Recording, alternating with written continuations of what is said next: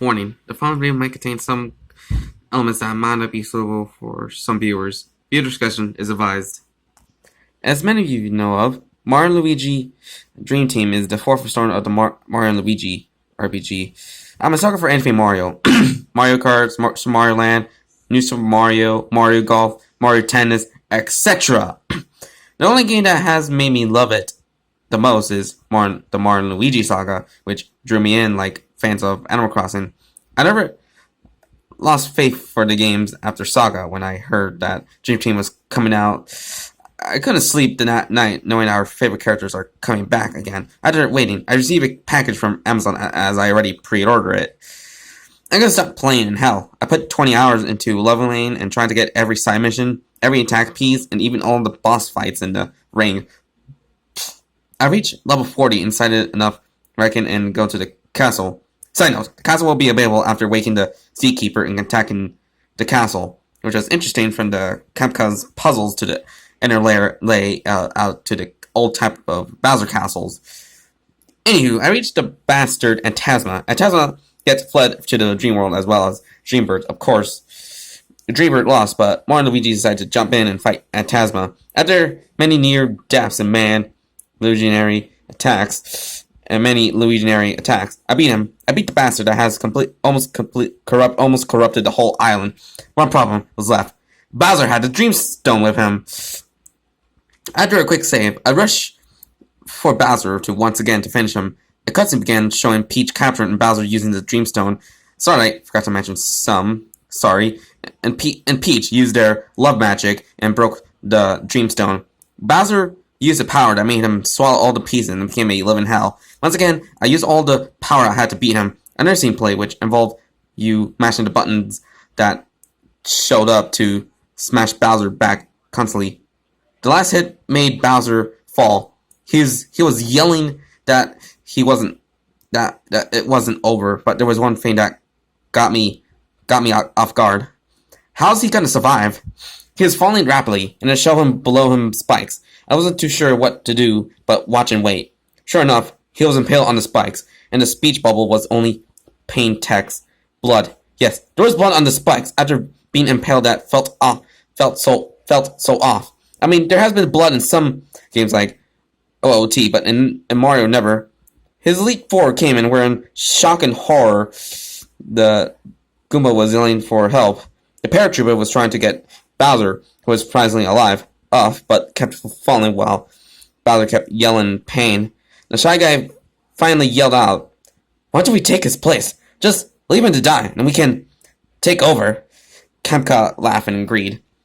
As the scene went back to Mario and Luigi looking over the edge, they were in panic. They rushed out to see if he is okay, but of course was left to die, and was too late.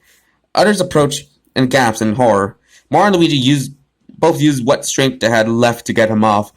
They carried him over to a small area near the beach. Mario took his cap off, and Luigi just sat down and cried. They knew that with no more Bowser meant no more Mario and Luigi, like how Batman wouldn't have much more about the Joker. Luigi got up and talked to Mario for a minute while others watched. They both shook heads and began to burn Bowser's body to ashes. A wind blew by and took the ashes with the wind as Mario and Luigi waved with their caps off. I was no shock, but more of sadness that our favorite villain has died. A message appeared while they were waving goodbye and said, "The end. Thank you for being respectful for the passing of Bowser. Nintendo 2013.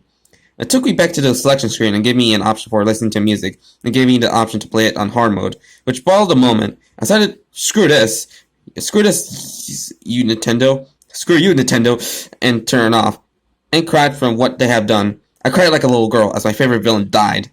Rest in peace, Bowser. You deserve a rest."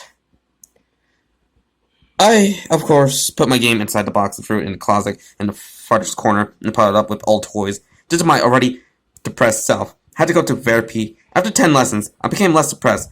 This allowed me to come back. I went back to my college and took the Dream Team and put it in the 3DS. As it started up, the message appeared. "Do you miss me?" Bowser's laugh cued. I'll focus on the screen. "So you weren't really dead." "You bastard had me in tears." I yell out. "Never trust your eyes." So that was Mario and Luigi Dream Team, the last stretch. and it's a pretty good creepypasta. Yes, it's just like felt like a typical creepypasta. With the whole the game is haunted and such, and the well, not usually, but it's more like a felt like an alternate ending. A very dark one to a game. A very kid friendly game. You know, which could be haunted. But and the other thing is you know since it's the whole like there's like another cliche, the whole like the main character of the story is like always like a big fan of that franchise and I just can't wait to get the new game that he already pre-ordered, and then this happens, the dark alternate ending of that game. Just curious if it's like maybe it's like one of the programmers of this game has got a little bit more frustrated that you just want a more edgy Mario game and to just made like that alternate ending and put it in one of the copies of the game. That's could possibly my theory, but and also the Bowser bit, where he just died, like that's kind of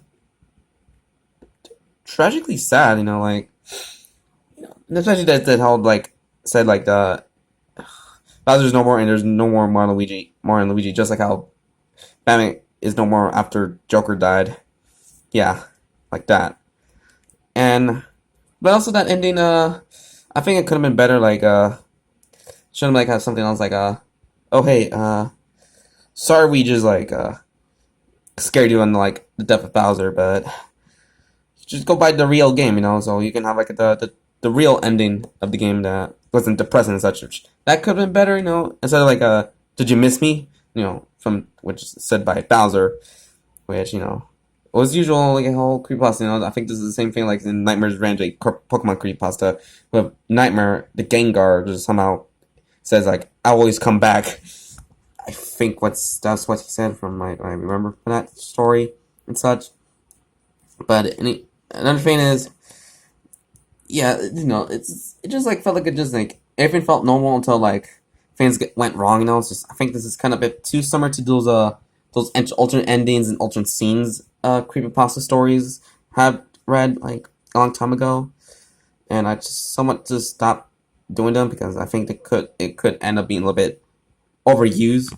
So yeah, so overall, it's a pretty good creepypasta with some flaws. So yeah, I just hope you guys enjoyed this video. Like and comment this video and subscribe for more content. So this is Mr. Freddy here, and you have a very good night. So bye bye.